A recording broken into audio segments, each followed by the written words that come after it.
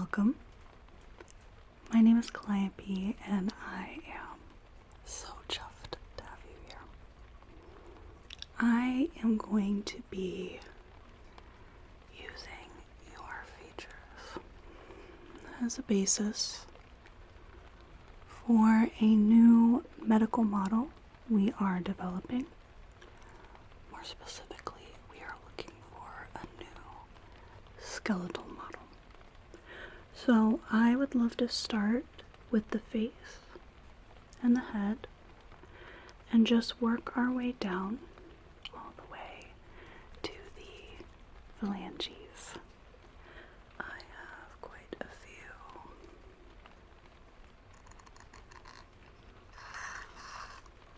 different tools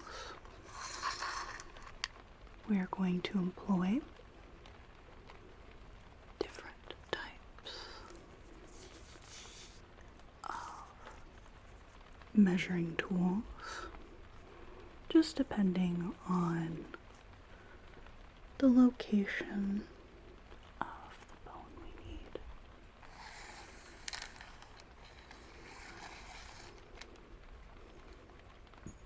And how detailed we need to be. If you don't mind, I would love to start with the frontal bone here, right? Okay, so the frontal bone makes up primarily the forehead. It ends right about here. This is the line between the frontal bone and the parietal. And we also see it at the boundary of the temples, where the sphenoid bone is.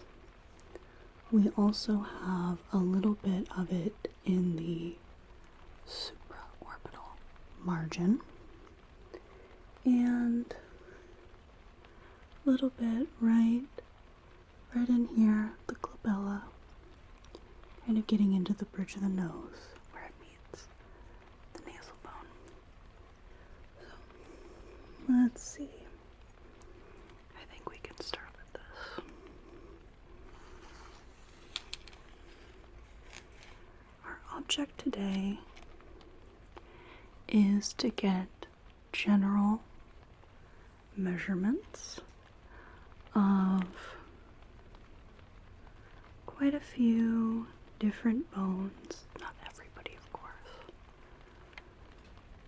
We will get the carpals, metacarpals, tarsals, and metatarsals, but we don't need to individually assess each one. We're getting some right there. General proportions, if you will. Temple to temple. And from right back here to that boundary of the nasal bone.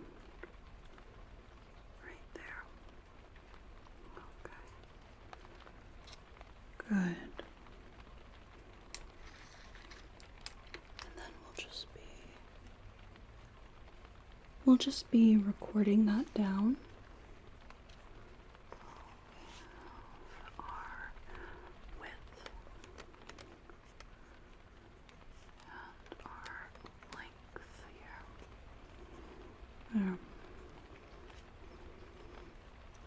Now for our sphenoid bone here, primarily what we're going to be getting into is these temple areas.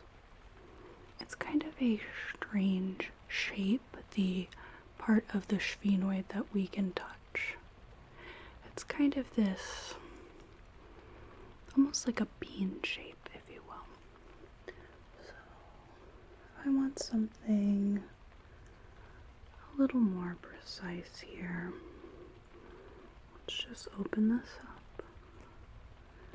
We'll get the calipers here, so let me see. Just going to try to line that up. bit more there. Good. And right. We have our boundary right here. The frontal bone. We also have the zygomatic, which we'll be getting into shortly. There. Okay. And is that the same on the other side? Indeed. Let me just feel right here. Yeah, that's our boundary line. Okay. So if I take this little measuring tool here, then we can line that up, and that is about, let's say, that's at 1 right there for our width.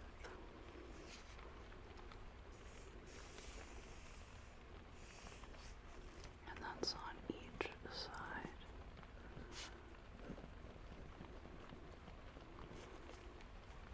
Now as for our height, or our length here, probably going to need a little bit more than that. Let's see how this does right here. So if I palpate right here, so that's our back. Oh, no. A little less than that. Right here. So here's our frontal zygomatic, a little less. It's just going to be a lot of doing test measurements and making sure it lines up with our palpable boundaries. Okay, that's much better. Right in there.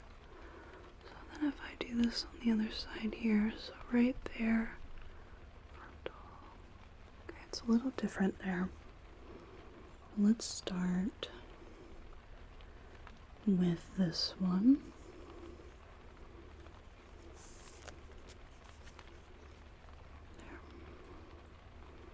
There. Okay. Our measurement on this is my left side, that means that that's your right side. We have right there. Let's see what it is that makes this side different. Okay.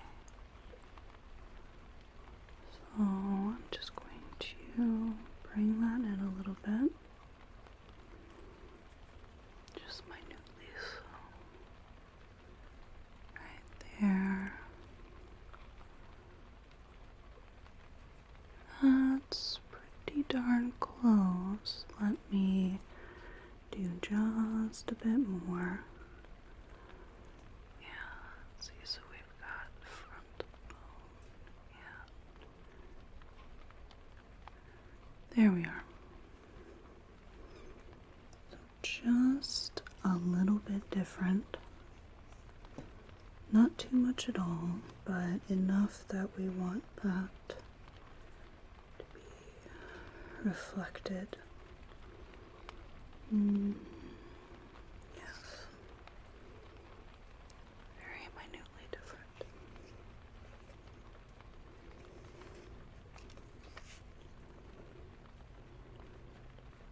There.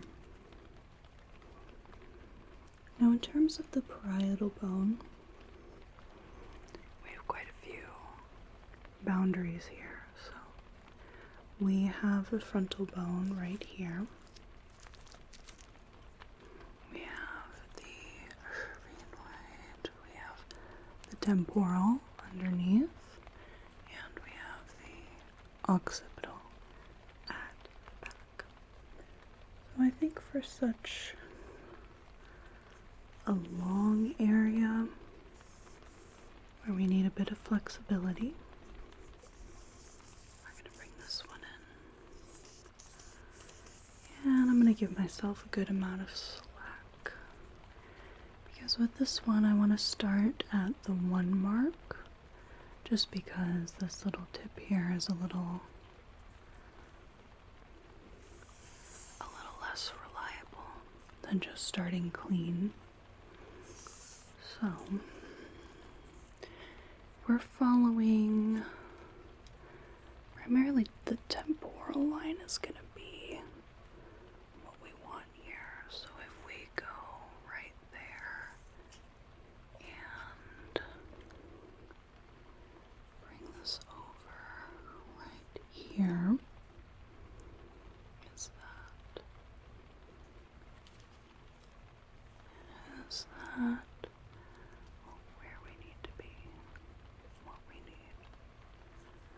Okay, let me just reset this and make sure. So the one right here, and then, okay. Now we'll go from the frontal boundary to the occipital.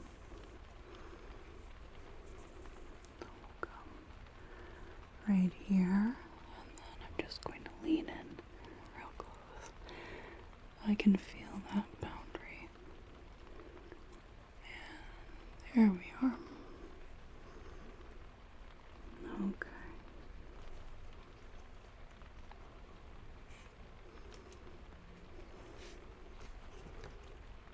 Let's see our length and our width there.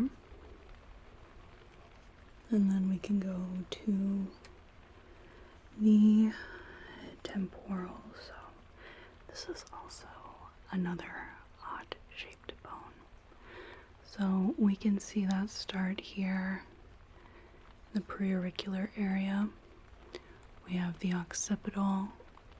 We have the parietal that we need to watch for. And I think that we can use this one.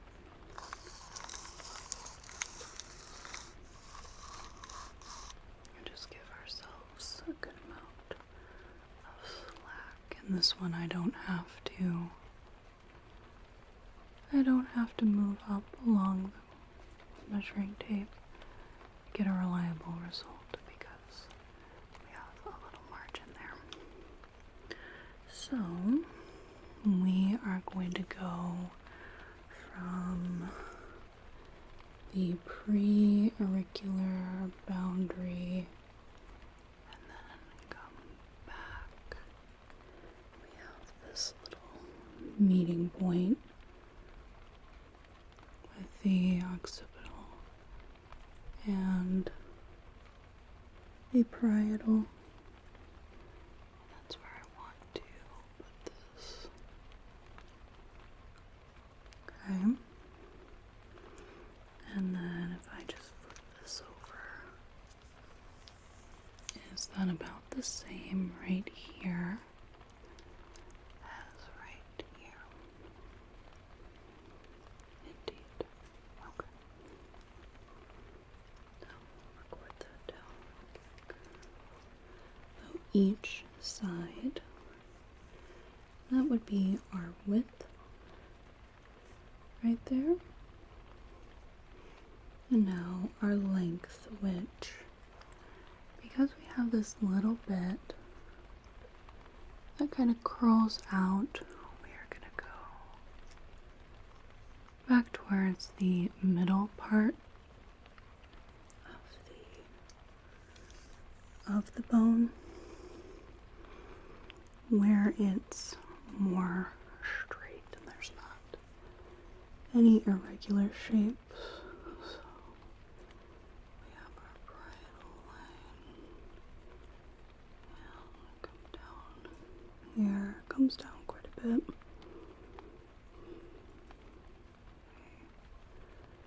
Right in there. And the other side.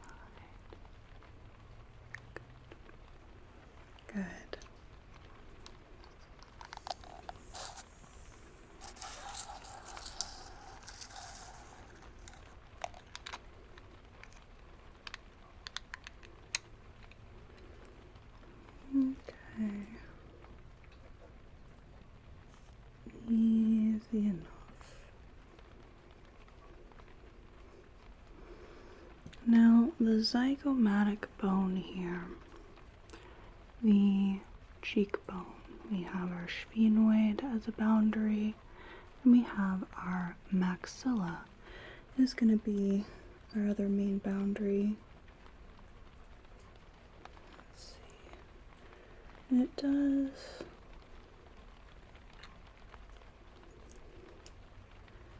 Let's see what this will do. It does have a bit in the orbit as well, but we're not going to get into there so much. Let's see. It's kind of an odd bone because it almost forms a sort of cross shape. So we have the frontal bone here, sphenoid. We have the orbit. We have maxilla. So let's see if this will do. So trying to get the width here. We come up right in here. And then maybe about here. Yeah, that'll do. I think that'll do well enough. Okay. So is that the same on the other side? We come right back in here. Yeah, I think so. Okay, and then we can get our height here a little. Is that going to have enough of a curve? Yeah, there we are. Okay. Right in here. Yeah.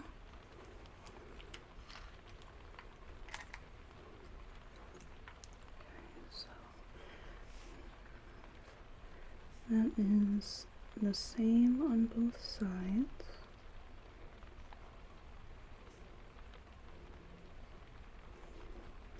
Then we can get into the maxilla. So it's broken up by the nasal bone right in here. We have the sides, they come out. There's a little notch in the orbit, and then we have the upper jaw, which is our maxilla. I think for that,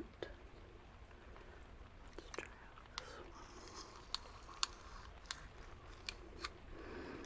one. So this one's going to be a little tricky because we're not counting the nasal bone, so we'll have to come off center a bit.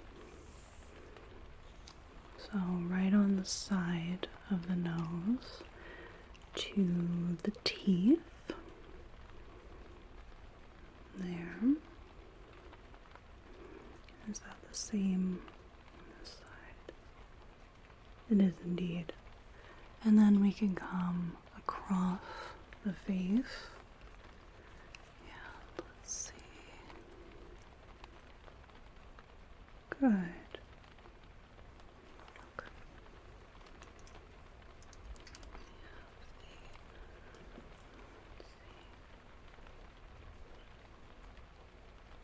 Excellent. Now the nasal bone is going to be a touch tricky. Let's just bring this in. Let me see something up there. Nope.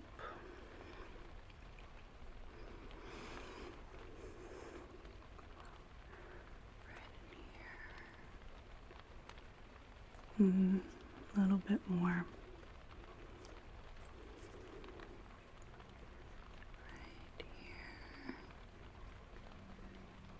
Okay, I think that will work, and that's gonna be, oh, there we go, okay. That's a nice round number. But then the width here, a little trickier.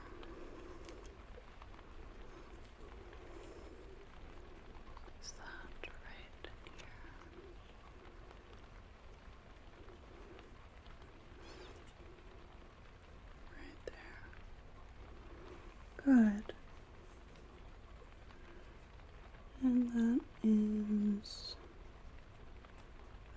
just over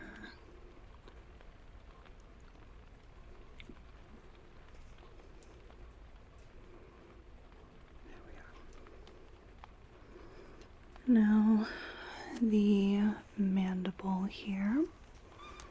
This is your lower jaw. I'll want this guy for that. So, lower jaw. And it comes underneath the zygomatic. So we're just going to come right here. And then right there. Just about right here. Okay, so that. Good. Which means, so lower teeth. Good.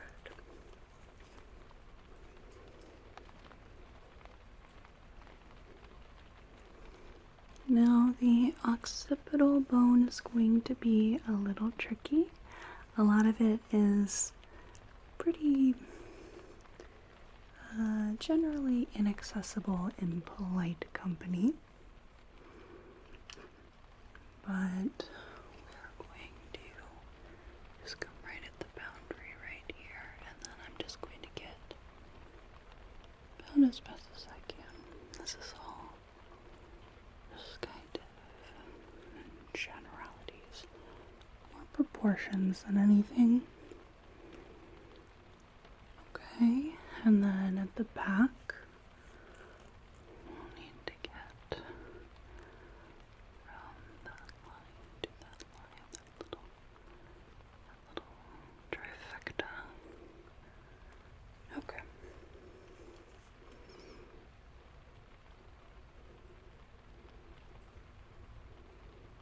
Now, I am going to skip our little posterior measurements for a moment. We'll be doing the cervical vertebrae, but I want to start actually with the hyoid bone. So I'm going to feel a little bit here. It might be a touch uncomfortable because we are pressing in very lightly on the throat, but I'm not going to be using any pressure.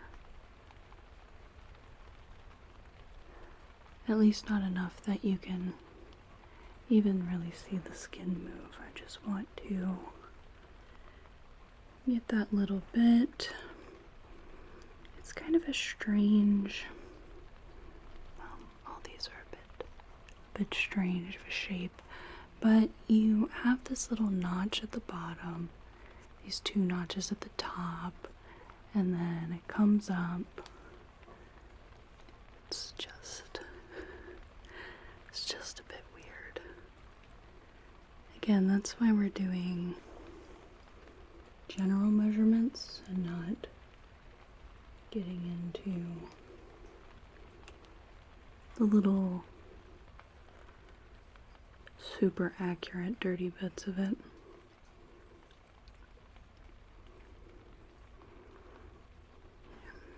Let's see if this will do. Okay, adjust that a bit. Yes. So that one.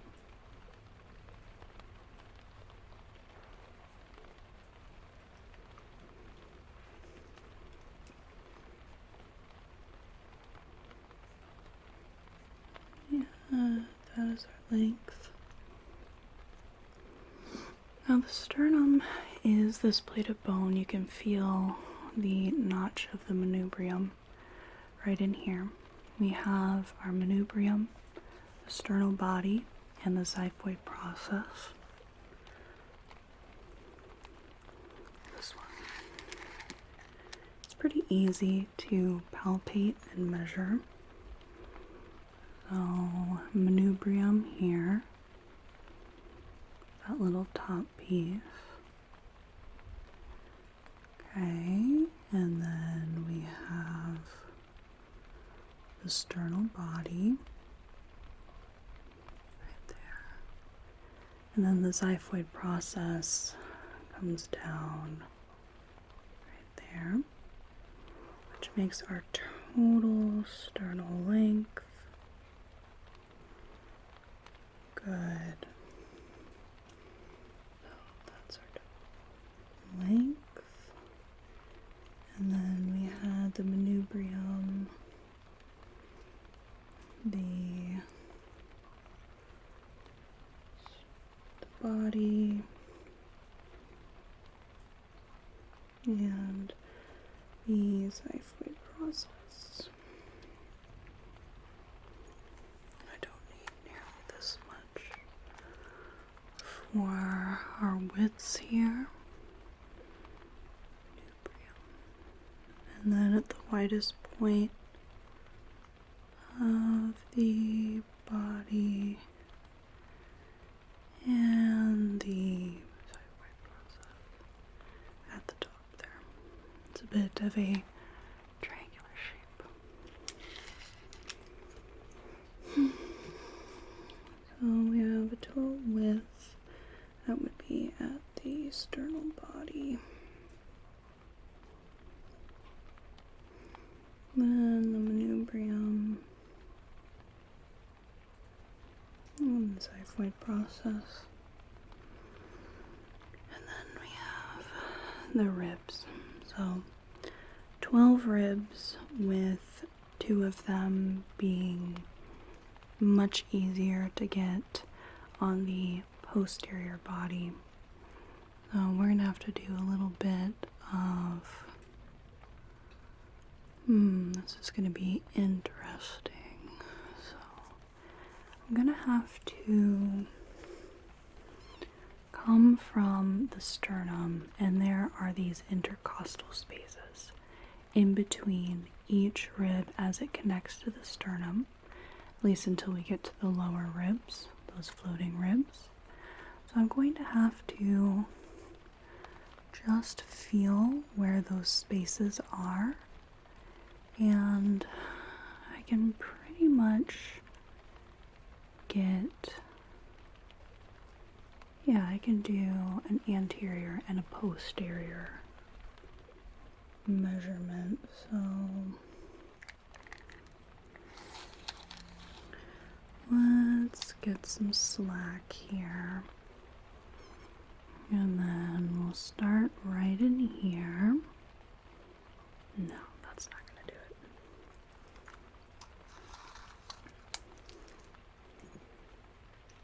But this will. So we have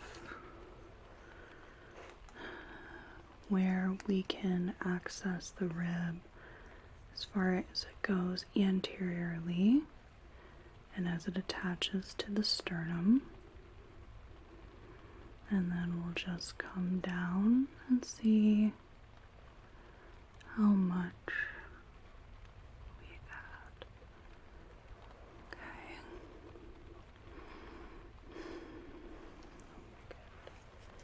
Those couple.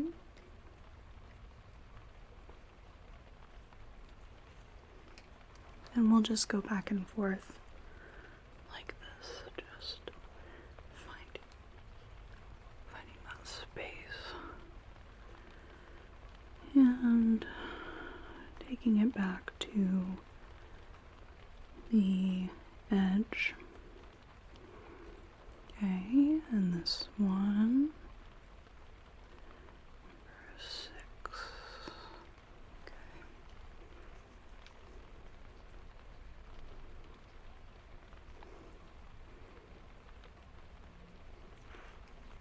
And then number 7, so we were right here. There. Good. Okay. Alright, and that's to number 10.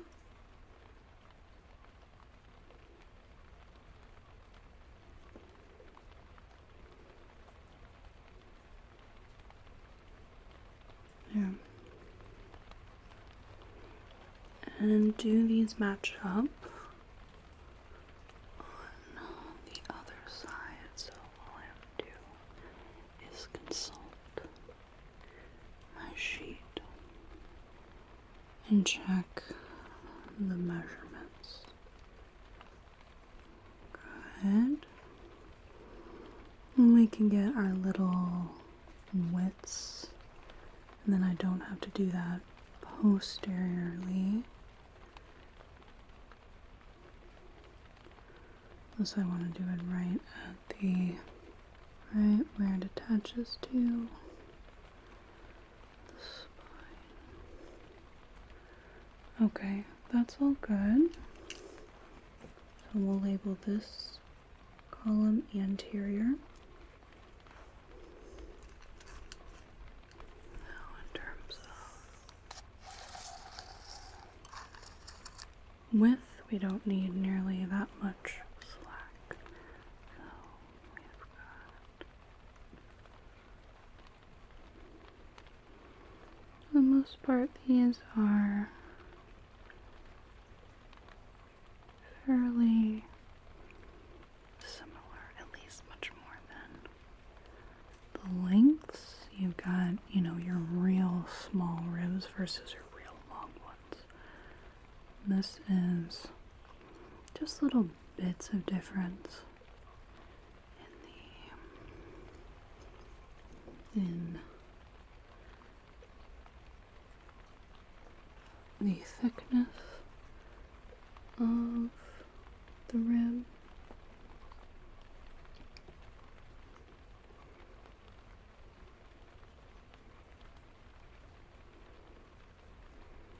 Good. And right there. And then we can just double check on this side to make sure that we've got the same numbers.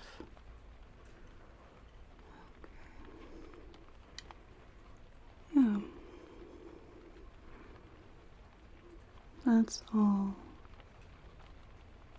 looking good. Okay.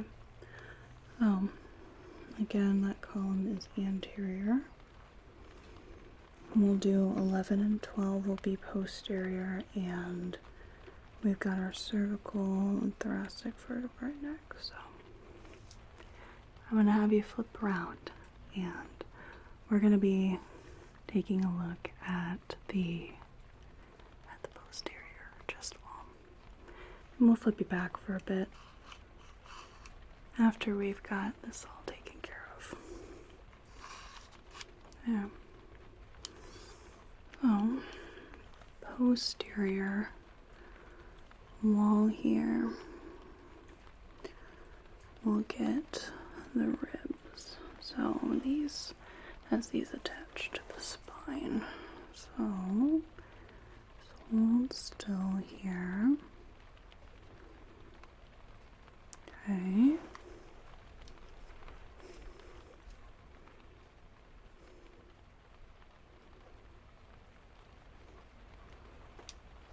And we'll just check along with these measurements. I really appreciate your patience. I know it can be a little boring sometimes just sitting there and listening to someone ramble about this, that, and the other. So I greatly appreciate the cooperation. It's really quite a boon to have you here for our model.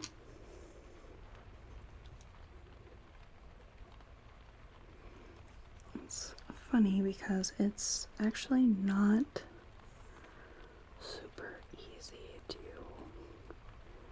find a good candidate for a skeletal model, because we need someone who is about average in terms of general build, height, We need just like essentially the perfect specimen in terms of proportion. And you fit the bill. Perfect specimen. And here. And then now we'll get into rib 11 and rib 12. These little guys here.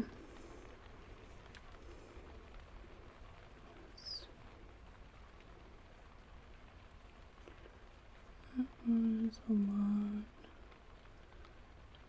There we go.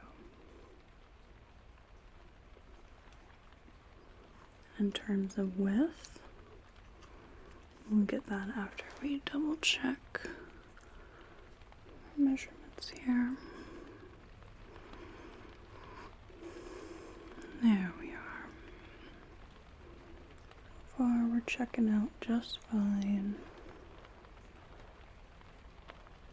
Good. You seem to have come at just the right time.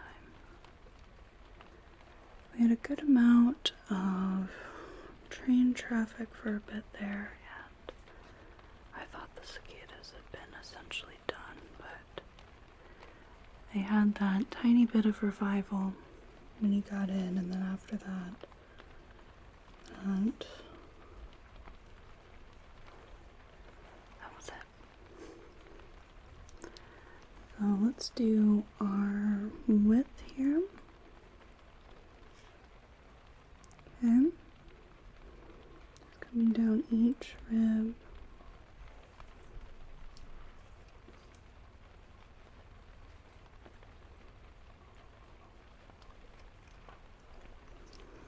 And we'll compare them to the other side.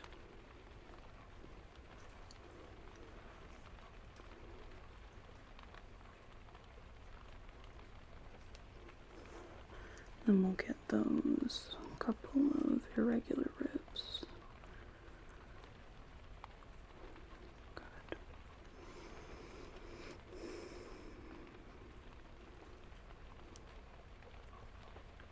Good. And then this is where we have the last few. So we have number 10, number 11, and 12. Good.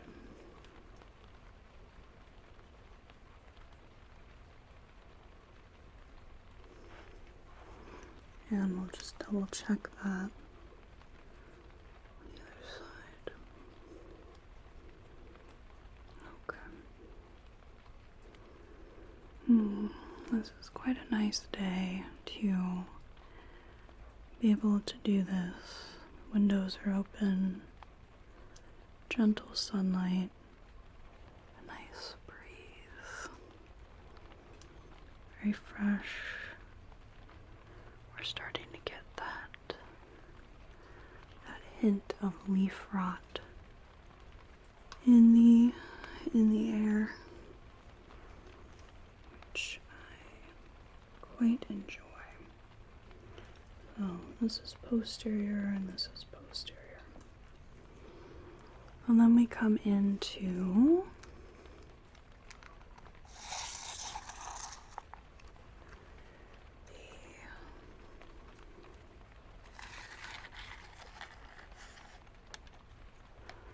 vertebrae.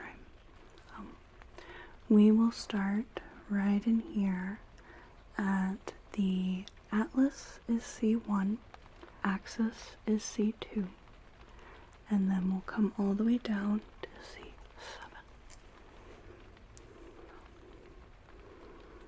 Just gonna feel a bit. Good. And just take it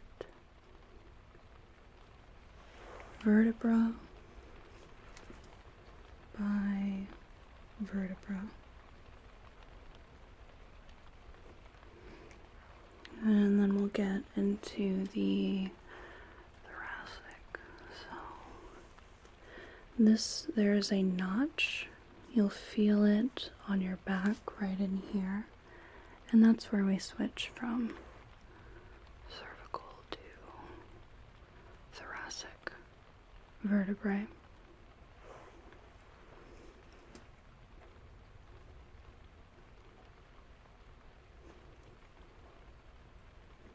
then the last one right here.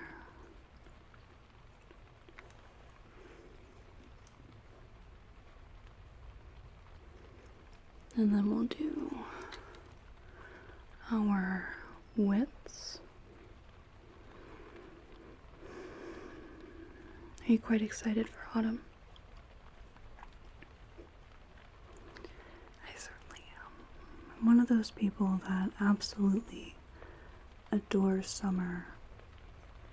But my favorite season is autumn because it makes summer taste that much sweeter.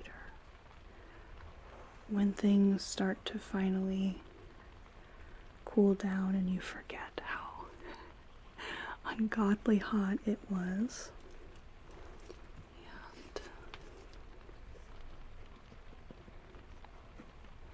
And you get to be under blankets again, and it's very cozy, and you're not sticking to leather couches or plastic benches. You don't have upper lip sweat anymore. Alright, so thoracic, we are going to do our 12 here, so we're going to be here a moment. So right here, T1.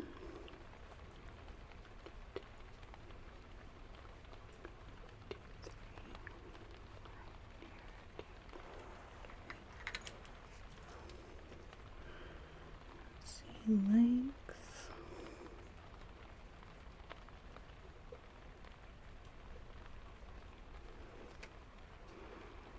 Autumn just makes everything a lot sweeter.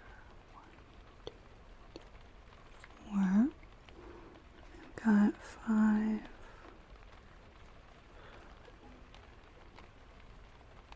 8.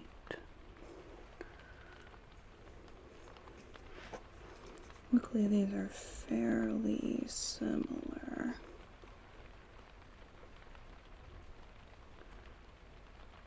Good. 9. So 1, 2, 3, 4, 5, 6, 7, 8, 9 right there. And 12.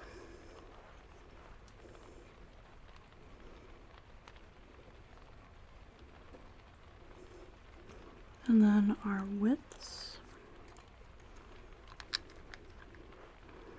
all the way 2, 3, 4, 5, 6.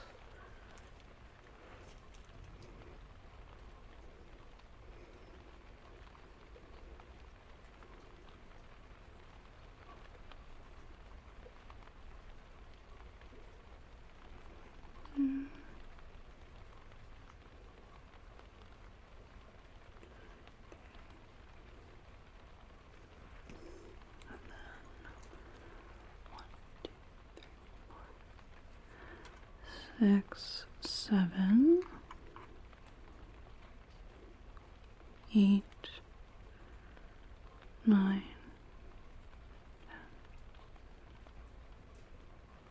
Good.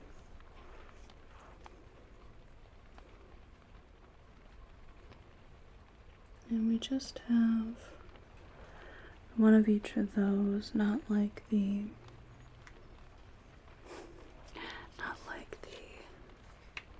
ribs. Not only did we have left and right, but also we had anterior, posterior. So let's go ahead and just finish out the spine before we get into one of the scapula, and then we'll bring you back around.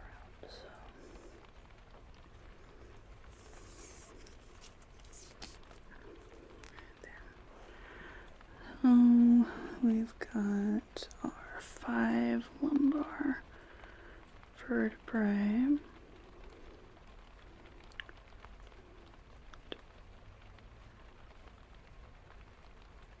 Five, good.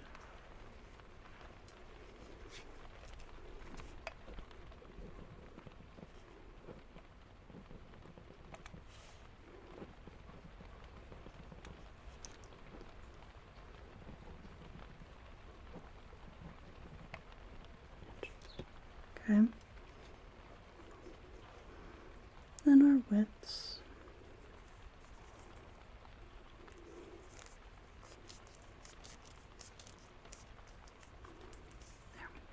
A little less slack, so we'll start at 1. Okay. Just going down the line here. Yeah, just with the 5 there.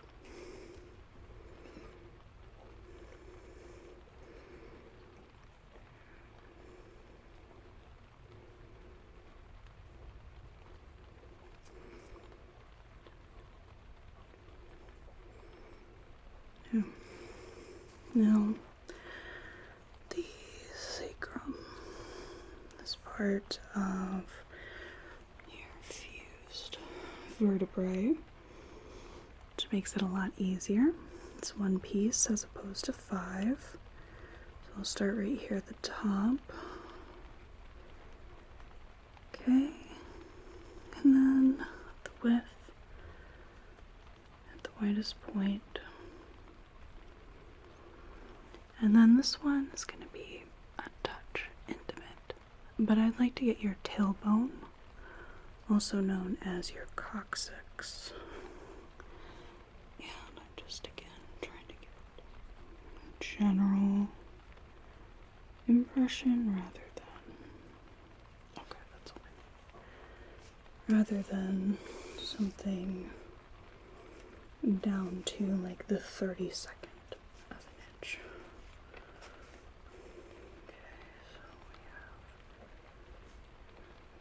It's wide. And the coccyx.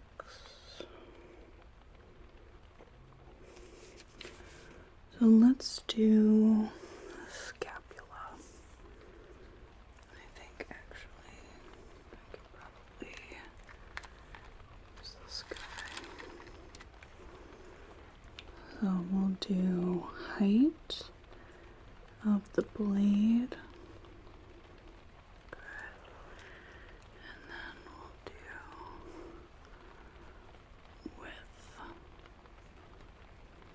Good, and is that about the same on the other side? Right about there. And then right there. It is.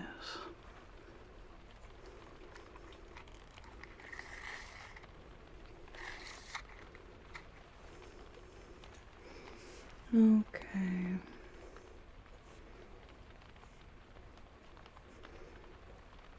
Now that we have that, I am going to have you flip around, and believe it or not, what we have left. It looks like quite a bit, but it'll actually go by pretty quick. You know, half your arm is just the one bone on each side. Then you've got just the 2 here. We're not dealing with 8 cervical vertebrae or 12 ribs. So let's get into the clavicle. So if I start right here, and then it goes to right there. And is that the same on this side? It is.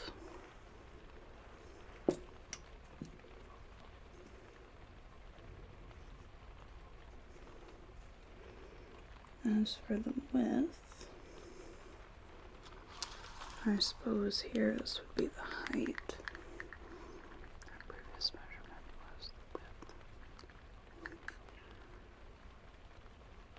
Good.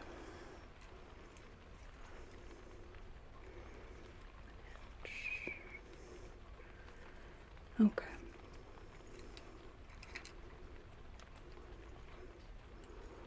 So we have humerus, radius, ulna. We have carpals, metacarpals, phalanges. Let's get this guy out.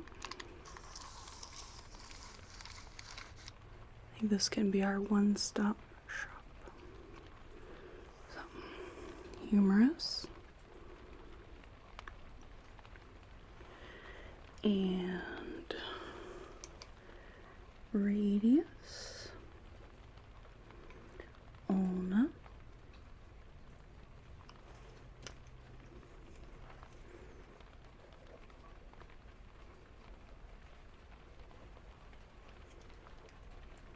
on our right side, humerus, okay, radius, oh, you're actually just a touch short here. Okay, what about the ulna? Right, yeah, you're about a quarter of an inch short. Same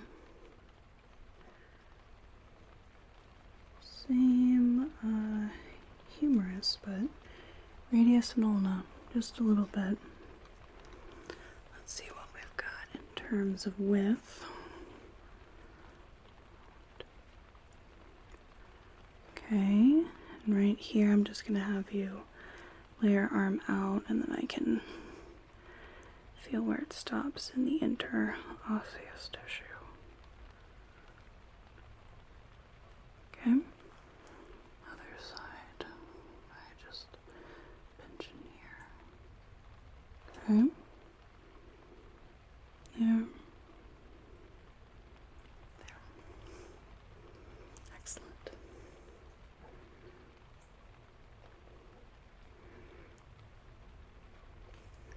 And that was the same on both sides. Now, if I could see your hand, we'll get into the carpals, and I'll just take the length and width of the metacarpals and the phalanges.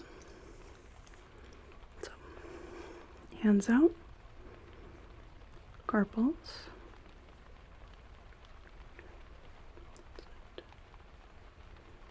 That's our length, and then the width.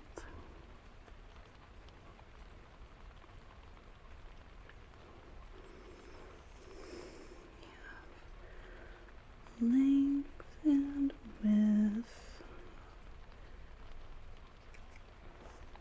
Metacarpals. It's a little easier here. It's pretty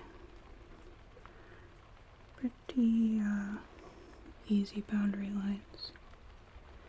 And the width. Good.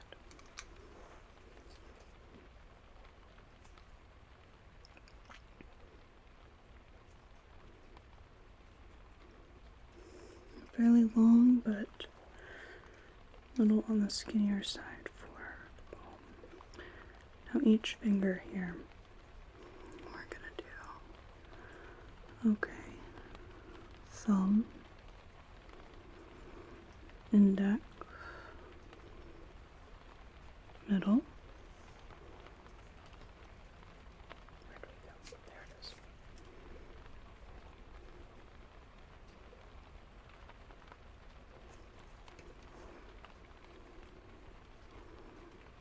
Ring finger, pinky. Okay, your pinky and your thumb are about the same.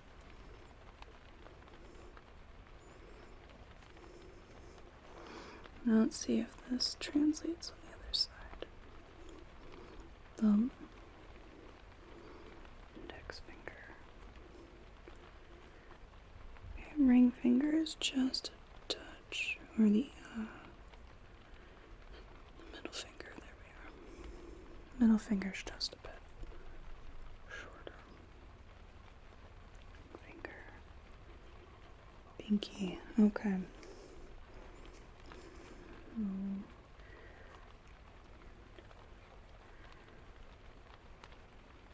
Okay.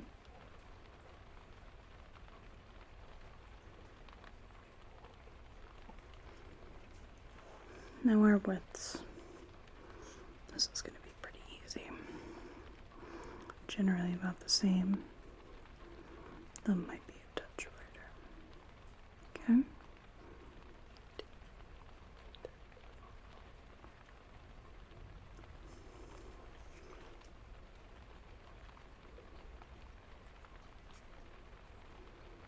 Good. And on the other side, if we could just compare here, so about there.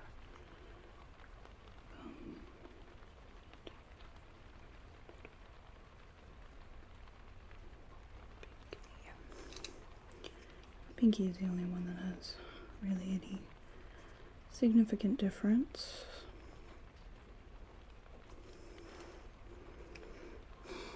So now we're going to get into the legs, and that'll be it.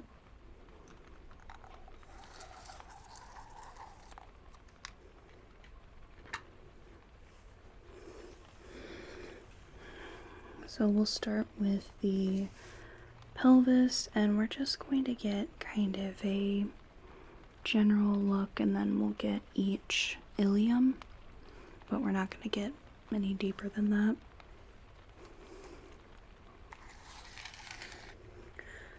So here at the hip, right about there, that's the total width. And then our height, it's going to be top of the other gross there. And then just going to hover here. Okay.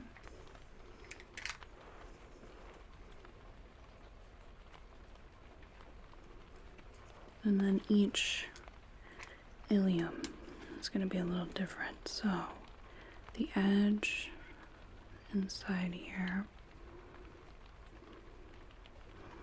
which makes this the top,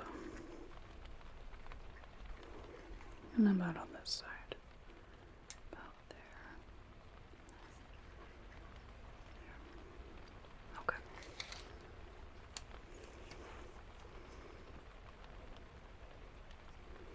And then our femur, tibia, and fibula. We're going to get right in here. And then actually I'll need some less slack kind of in the way here. Okay. Good. The other side.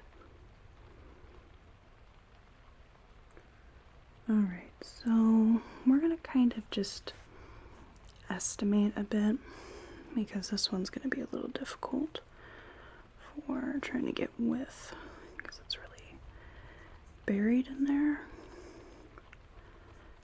About there, just kind of palpating a smidge. Okay. That'll do.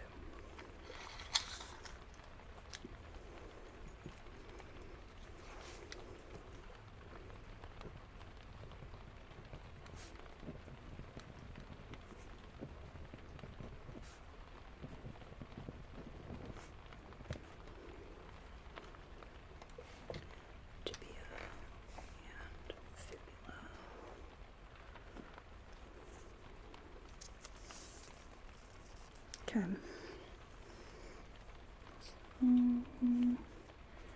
Just go right about here.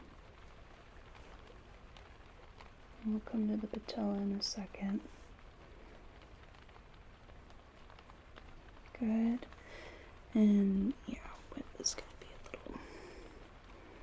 a little tricky. We'll get the shin and extrapolate. Okay.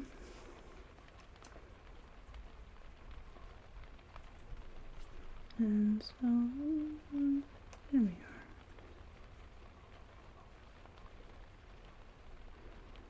Proportions.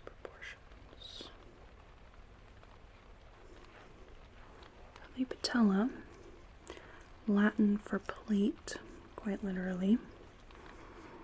We're just going to get in here. This one's going to be easy. There. And then, alright. Okay. And that's easy. It's fairly square. So let me just double check our lengths on the other leg. And that's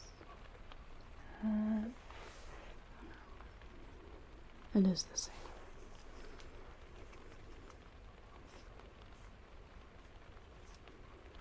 And that makes the patella also the same.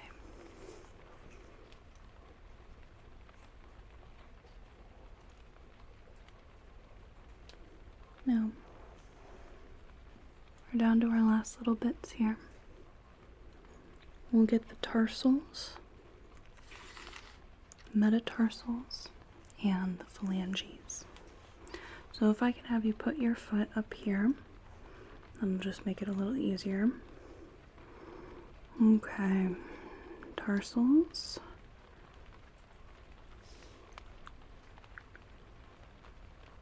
Okay.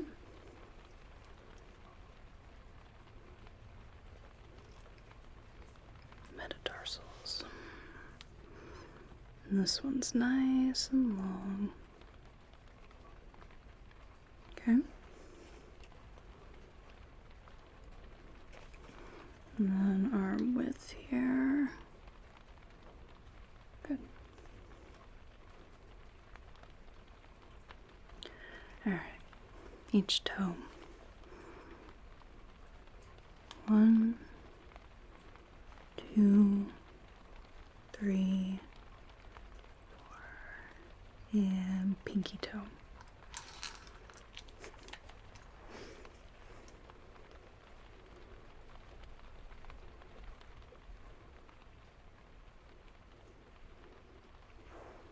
And the width. Big toe. Okay, and each other toe is about the same width.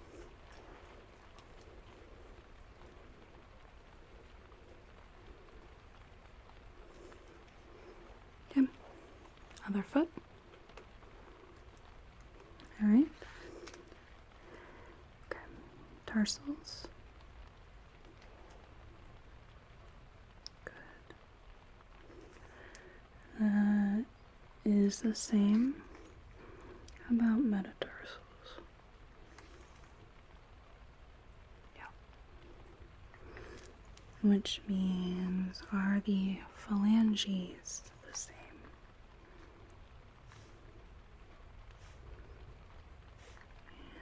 Yep. About the width. Big toe. 2, 3. Yes, indeed.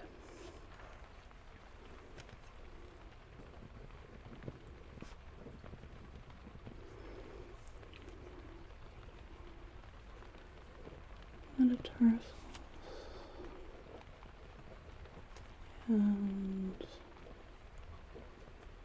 each toe.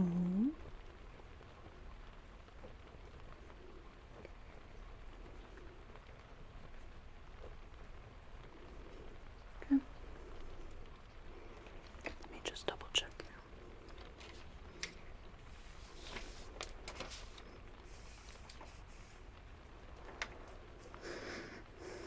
Yeah, we've got everything filled out. Okay, excellent. So, that was quite a long measuring session. I really do appreciate your patience. This is absolutely invaluable information. I'd like to thank you so much for being here, allowing me to measure all over you. I hope you have a